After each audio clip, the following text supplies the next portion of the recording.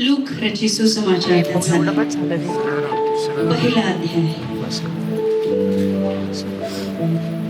त्याचा 30 वचन. देवदूत तिला म्हणाला, मरिये, भिऊ नको, कारण देवाने आश्चर्यकारक रीतीने तुला आशीर्वादित केले आहे. लवकरच तू गर्भवती होशील, तो परमथोर होईल आणि त्याला देवाचा पुत्र असे म्हणतील.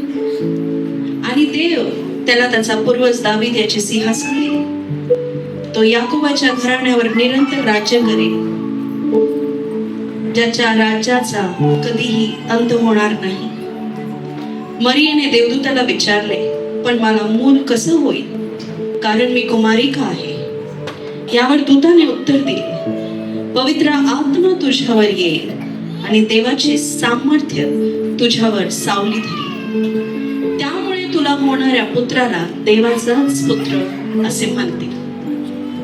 आमेन. खूप लोक सोशल मीडियावर खूप लोक असं विचारतात की ह्यांचा येशू एका कुवारीच्या जन्मी कसा आला. ही त्यांच्यासाठी प्रश्नाची, थट्टेची, विरोधाची भावना आहे, पण आपल्यासाठी सामर्थ्याचं काम आहे. हालेलुया. बायबल असं सांगतं की क्रूस हे अविश्वासणाऱ्यांसाठी मूर्खतेचं प्रतीक आहे, पण विश्वास ठेवणाऱ्यांसाठी उद्धाराचं प्रतीक आहे. आमेन. आमेन. क्रिसमस म्हणजे क्रिसमस ट्री, सांता क्लॉस नाहीये. क्रिसमस म्हणजे क्राइस्ट मंथ, मसीह महिना. एक पुत्र तुला होईल, त्याच्याद्वारे जगात उद्धार येईल. उद्धाराची गरज असल्यामुळे एकाला यावं लागेल. एक पुत्र, देवाचा पुत्र. आमेन. पवित्र आत्म्याद्वारे जन्मलेला पुत्र म्हणजे येशू ख्रिस्त. म्हणून तर त्याच्यात कोणतं पाप आढळत नाही, कारण त्याचा जन्म पापाद्वारे नाही तर पवित्र आत्म्याद्वारे झाला. कसं काय अनेक पुत्र आले? जो कोणी योहान 1 मध्ये असं लिहिलेलं आहे की प्रकाशाने अंधारामध्ये जन्म घेतला, पण अंधाराने त्याचा नाकार केला.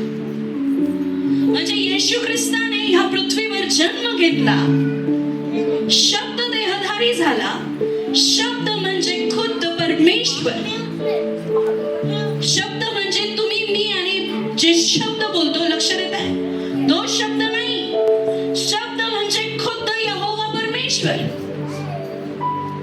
तो देहधारी झाला, तुमच्या आणि माझ्यामध्ये त्याने वस्ती केली. आपल्यामध्ये चालला फिरला, आपल्यासारखं जेवला, आपल्यासारखे त्याला कष्ट झाले, पण त्याने ते आपल्यामध्ये राहून केलं.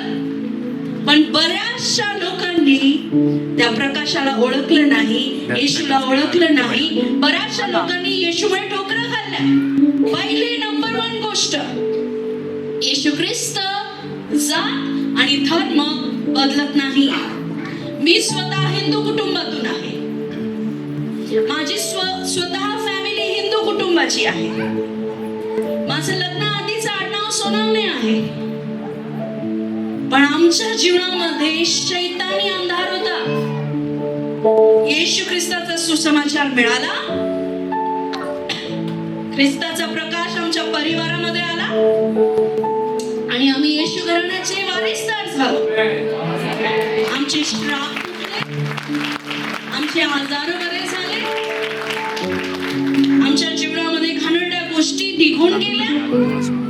माझ्या वडिलांना, मम्मीला, आम्ही 5 जण होतो. खायचे वांदे होते आमचे, घालायचे वांदे, कपडे, घर नाही,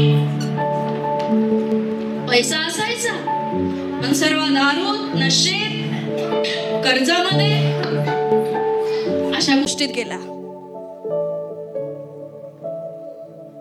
पण प्रभूने आम्हाला तारलं. श्राप तुटले, पैसा थांबायला लागला. शैतान बुद्धी बांधतो लोकांची.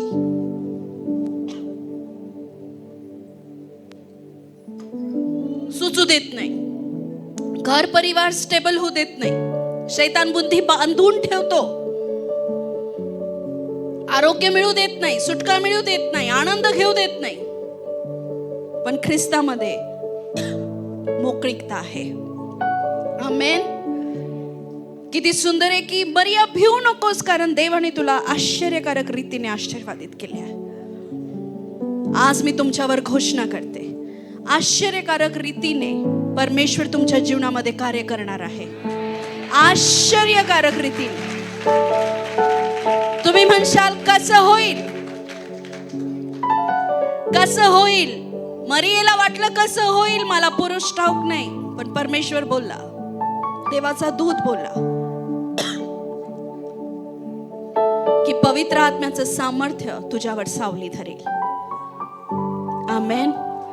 तुमच्या जीवनात जर अशक्य अशा गोष्टी झालेल्या असतील तर आजच प्रॉफिटिकली आश्चर्यकारक रीतीने तुम्ही आशीर्वादित होत आहात.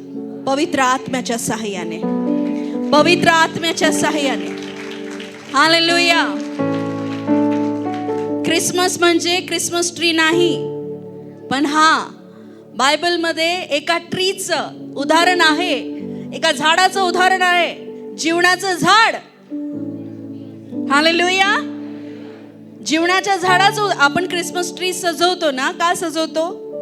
संस्कृती परंपरा नाही, त्याच्या मागे एक उद्देश आहे. काय उद्देश आहे? माझा येशू माझ्यासाठी जीवनाचं झाड आहे. तो कधी सुकणार नाही, त्याचं राज्य कधी, त्याच्या राज्याचा कधीच अंत होणार नाही. आमेन. तुम्ही किती जण बिलीव्ह करता की आजचा दिवस तुमच्यासाठी आशीर्वादाचा आहे? मागच्या महिन्यातच परमेश्वराने ह्या तारखेबद्दल माझ्याशी बोलला. 25/12/25. 25/12/25. 2 + 5 किती झाले? 1 + 2 किती झाले? परत 2 + 5 किती झाले? 7 3 7. म्हणा 7 3 7. बिब्लिकली, शास्त्रात्मक या अंकाला खूप महत्व देतो आपण. 7व्या दिवशी देवाने संपूर्ण सृष्टीची निर्मिती करून विसावा घेतला. 3ऱ्या दिवशी प्रभू येशू ख्रिस्त मरणातनं जिवंत झाले. अँड देन अगेन 7 म्हणजे परिपूर्णता, देवाचे 7 आत्मे. आमेन. सो मी बिलीव्ह करते आजच्या दिवशी, सेम डे, राईट नाव, येशूच्या नावामध्ये तुमच्या जीवनातली सगळी अपूर्णता संपलेली आहे. सगळी अपूर्णता. तुम्ही उठणार आहात येशूच्या नावामध्ये. जिथं कुठं असाल, ज्या पण परिस्थितीत असाल, या क्षणी मी आज्ञा करते, आत्म्यात तुम्ही उठवले गेले आहात. हालेलुया. 3 येशू ख्रिस्त पुनरुत्थान झाला. हालेलुया. येशू ख्रिस्त पुनरुत्थान झाला. मेलेली परिस्थिती, मेलेला फायनान्स, मेलेला आरोग्य पुनर्स्थापित होत आहे येशूच्या नावामध्ये. In the name of Jesus. मेलेली कूस, मेलेले अंग हील होत आहे येशूच्या नावामध्ये. जितके लोक रिसीव्ह करत आहेत ते ब्लेस्ड होत आहेत. हालेलुया. आणि त्यानंतर अगेन 7 देवाच्या 7 आत्म्याचा अभिषेक तुमच्यावर येत आहे. शहाणपणाचा, बुद्धीचा, पराक्रमाचा, अद्भुत कार्य करणारा देवाचा 7 आत्म्याचा अभिषेक आपल्या जागेवर उभे राहून रिसीव्ह करा येशूच्या नावामध्ये. In the name of Jesus, in the name of Jesus. Thank you Jesus. प्रभू म्हणतो, मी तुला खड्ड्यातनं बाहेर काढणारा परमेश्वर आहे. तो कोणताही खड्डा जर शैतानाने तुमच्या जीवनामध्ये रचला असेल, त्याच्यातनं तुम्ही बाहेर येत आहात. आज आपण सेलिब्रेट करतोय तारणारा. काय साधी गोष्ट नाहीये.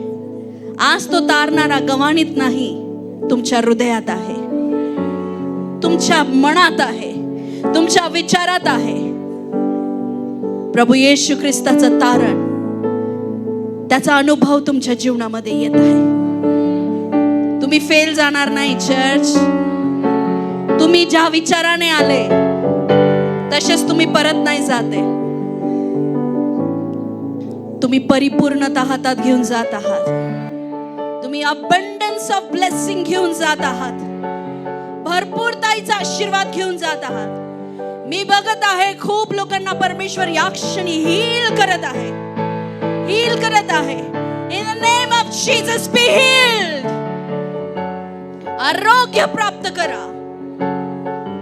आरोग्य प्राप्त करा. मरिये भिवू नको, कारण मी देवाने तुला आश्चर्यकारक रीतीने आशीर्वादित केले आहे. चर्च, मला तुम्हाला सांगायचं आहे, प्रॉफिटिकली सांगायचं आहे, परमेश्वर या क्षणी तुम्हाला म्हणत आहे, भिवू नको, मी तुला आश्चर्यकारक रीतीने आशीर्वादित करत आहे. भिवू नको, मी तुला आश्चर्यकारक रीतीने बरं करत आहे. भिवू नको, मी आश्चर्यकारक रीतीने तुला बाळ देत आहे. भिवू नको, आश्चर्यकारक रीतीने तुझी शेतीवाडी कुटुंब आशीर्वादित होत आहे. भिवू नको, आश्चर्यकारक रीतीने मी तुला आशीर्वादित करत आहे.